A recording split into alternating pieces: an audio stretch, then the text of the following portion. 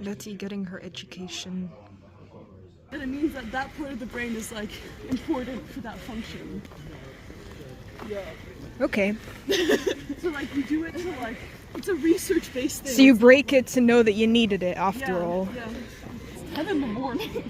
Okay, tell me about your dissertation. Okay, my dissertation is a biopsychology-based like study, and it's with my biopsych professor from second year, who's really cool. His name is Chiros Civile. He's Italian. Okay, you need to speed this up. Okay. Basically, I'm using TDCS, which is that brain stimulation device, to temporarily disable an area of the brain allocated to the function of like facial recognition and facial processing, to see how we can manipulate like bias, like social bias and like social stigma associated with the facial recognition we use to process the faces of autistic people.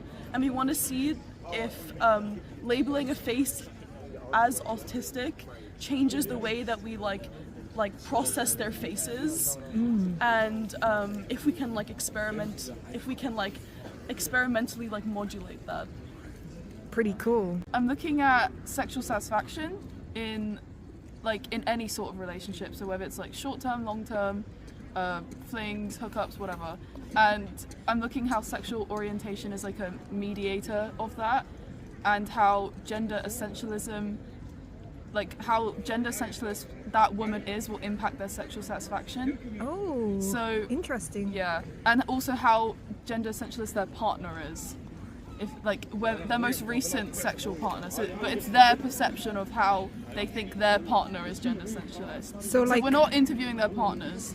We're getting their perception of their partner. I'll identify as a woman just to So would you guess that like a girl with like a little bi boy has more sexual satisfaction than a girl with like a dude bro? Because obviously we're looking just into the women and their sexual orientation. So like straight, bi, lesbian is my 3 categories, because it's easier to quantify. Oh, okay. So a bi woman might have better sex than a straight woman. But actually research shows, like all the previous research shows that bi women have the least sexual satisfaction. What? It's because they're always comparing it with everything else, because like I feel that a lot. Yeah. And lesbian have the most, of course they do, and they also experience the most orgasms. Yeah. But yeah. Honestly, like really like, cool. Not even TMI, because like this is related to your thing. Like, go on, Letty. Spit it out. Bro, like I think that with like bi women, like speaking from personal experience, unscientifically, like it's almost like you like miss like certain like. Are you writing this down? I don't know, like source number when I 1. used a strap for the first time, that was like a game changer. Yeah, I remember you saying. I remember was like you were in my. Oh, I think you were in my room and you were saying. Oh yeah, because Tash. An unnamed person. An unnamed individual was visiting. Yeah, and like it was like the first time I used it, and it's almost like it filled the gaps of like what was missing almost. Yeah. It's really interesting. Because it's like I don't know. One of these has caught my eye. Who's this Japan man? I don't know. I heard they're just. Some Are they guy, good? You know. Some dude. Some dude from Japan.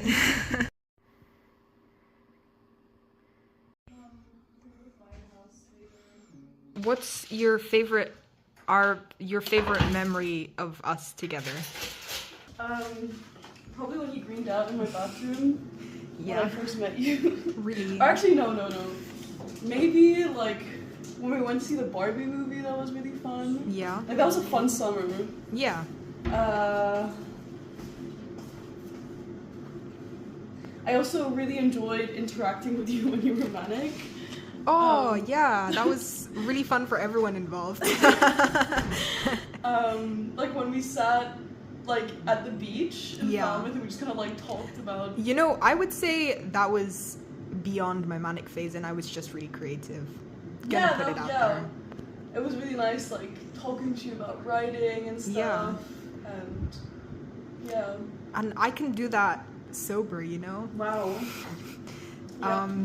Okay. That's definitely one of my favorite moments. Thank you. Describe Panky in 3 words. We're gonna meet Panky later. Kind. Aw. Very aware. Yeah, that's Very 2 aware words. slash very like intelligent. Yeah. Kind, aware, and intelligent. No. You have more. Aware and intelligent were the same one.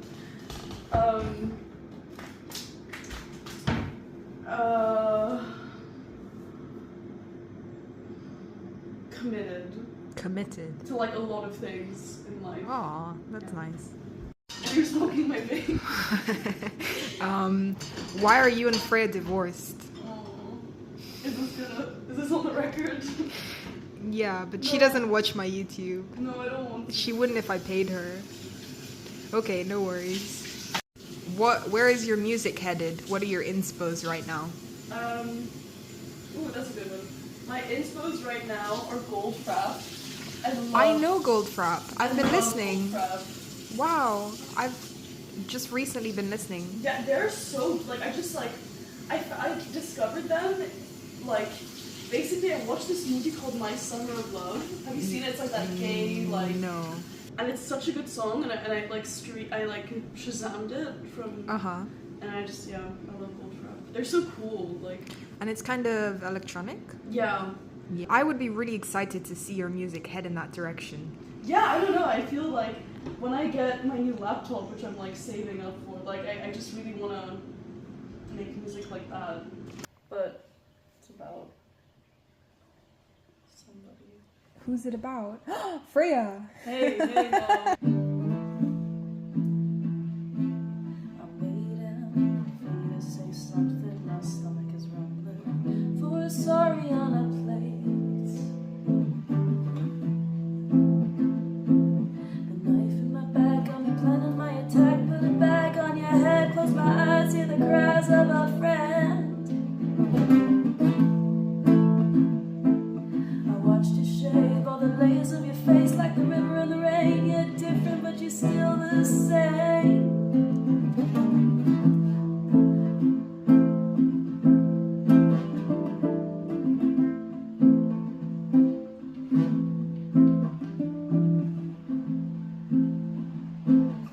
I don't know. I've got to like. We could talk it out, talk it out, talk it out, talk it out.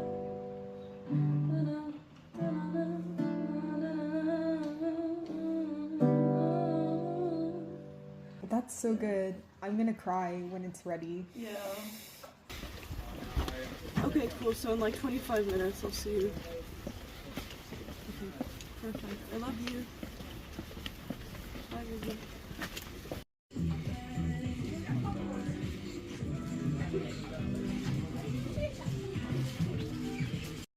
This is Panky. Panky is Letty's boy. First of all, describe Letty in 3 words and tell me why you love her. Okay, Letty is passionate, caring, Aww, and knowledgeable. knowledgeable. Yeah. And I love her because I can be like a kid when I'm with her. Like I can Aww. be really uninhibited and crazy. Okay, now tell me about your dissertation. Panky is studying I'm doing anthropology. Yeah. Now, your name is actually Panky? No, my actual name is Sebastian. Panky comes from my surname, Pankorbo. It's like a short version of it. Okay. And I'm doing my dissertation on waste sorting practices. So basically how people classify their waste. And I'm looking at like normal Exeter residents, like people who really don't know much about waste sorting and stuff. In the present day or in the past? Yeah, in the present day. Oh. And then at the same time I'm looking at workers from a waste management company that operates in Exeter and seeing how they sort of classify waste and like I'm trying to take like lived experience approach to see like how they embody this different knowledge and like social. Isn't that like sociology?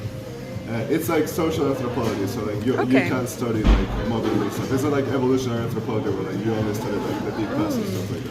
What do you plan to do with your one wild and precious life? With my what? Your one wild and precious life.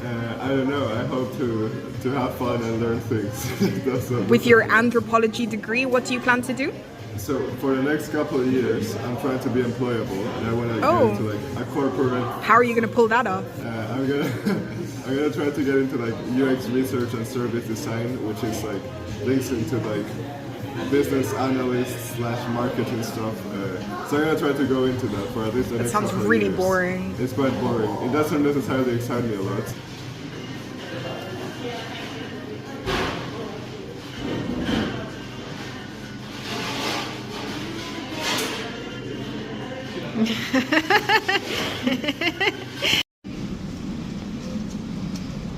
Off he goes, sweet man. Okay. Who's this? New glasses? Yeah, it's just me. I've got glasses on, so. We've picked very different shapes. Do you like them? I love them. Yeah, they suit you. Thank you.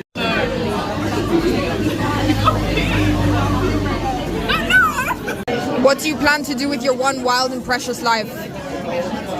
Oh my god. What are your dreams? Have fun, have a lot of sex, and be happy, that's it. That's all I care about. That's actually the three things I care about. This is Bert. Bert is a communist. How did you find the immortal science of Marxism? How did I find The immortal science of Marxism. Oh, they're obvious. Wherever you look, you can see them in the world around us. Project your voice. They're obvious wherever you look. You can see them in the world around us. You don't have to look too far or too far back in the future, in fact. For instance, what's going on in Venezuela at the moment, Trump's regime and American imperialism, and yeah, I mean, we know that it's not about fighting the war on drugs. It's not about restoring democracy. But it's about Venezuela's massive natural resources, and it's about the rest of South America posing a threat to all of their leaders, saying if you do not fall in line with American imperialism, then we are going to do to you like we did to Maduro, and that's kidnap you and stand you trial against charges which aren't even true. It's obscene, and this is just the crisis of imperialism and late-stage capitalism, which Marx and Letty foresaw many years ago. Yeah. A trained propagandist. That's good. Do you feel optimistic about the future? Yeah. Yes. Why? Because, well, one, the working class has never been bigger in numbers. We have most of the wealth concentrated in such a small portion of the population, and it doesn't take much for the workers to realise the strength of their powerful base. Not a light is turned on, or a train moved without the permission of the worker, and whenever they realise this and realise that they are the true ones on the power in society, nothing can stop it once they get rolling. And they need a leadership guided by the principles of Marxism, or Leninism, or Trotskyism to get to guide the revolution to victory and to its fullest extent, and that is socialism worldwide. Yeah, and what should young people do if they feel that they want to make a difference? Get organised. Join the RCP. Yes. Dragon grill. I really want a Mickey silver grill. Oh, I want one so bad. Okay, Glenn, you study English and philosophy. Who's your favorite philosopher? My favorite philosopher? Okay, either Derrida or Baudrillard or... You just pointed at the one that's my favorite. That's two people. Yeah, and Either Derrida or Baudrillard, I think. Yeah. Why? Derrida is really interesting because he goes into deconstructionism. And, Okay. I'm gonna butcher this, man. Well, it's all about how we read things and how we read things. We can't really ever know the true intention of how something is created. It's the same. It's kind of along the lines of Death of the Author, I suppose. Yeah. Where you can't really know the true intent. So just take things as they are, or no, take things as you take them. Essentially, yeah. You can't really understand it. He basically writes in a really convoluted way to explain that you can't really know the meaning of anything as it's presented to you. There's also similar stuff by Marshall McLuhan, which is like the medium is the message, how something is presented to you is part of the message. Anyway, Baudrillard is also really interesting because he talks about like simulacra and simulation and things like that. You know, and he's really against Disneyland and TV because it's the 80s. Who are your favorite authors? My favorite author is like for English. Yeah. Ooh, I like James Joyce because Irish, and also like it's like good modernism. It's proper modernism. It's really good. I like the way he writes. Clean cut modernism. Yeah, it's what you can expect. What are you reading right now? I'm reading a book called The Hours by Michael Cunningham. Okay. And it's kind of a retelling of Mrs. Dalloway by Virginia Woolf. And it's like a retelling of Virginia Woolf's life and the lives of people who were affected by Virginia Woolf. So it follows like a woman in the 1950s who reads Virginia Woolf, and then a woman in the 1990s who accidentally emulates the life of Virginia Woolf, and then it also follows Virginia Woolf like, as the three characters. So it just takes place on one day. I mean, I think that's a pretty. It sounds like it would fit into our literary magazine, Fractured Narratives. It's a fractured narrative. It's like fractured narrative styles, but it's all like they're very thematically similar, and there's like lots of, I think, similarities in the imagery. I think there's a character who's holding flowers in one scene. 20 years in the future, that character will be holding flowers. But I really enjoy it. I just haven't finished it. What's just like off the top of your head a book that's affected you deeply? I'm really into depth. I read Love in the Time of Cholera. And I felt like one of the reasons why it affected me deeply was I knew it was Letty. absolute like obsession that people can feel. New interview in progress. Sorry. Whoa! The absolute obsession that people can feel for people is like a really frightening thing to read about. But to see that it's something that was so glamorized and romanticized to a point where it's like a whole legacy. We did have a talk. I was like 9 years ago, my family was laying on I think that it affected You've me. never had a situationship?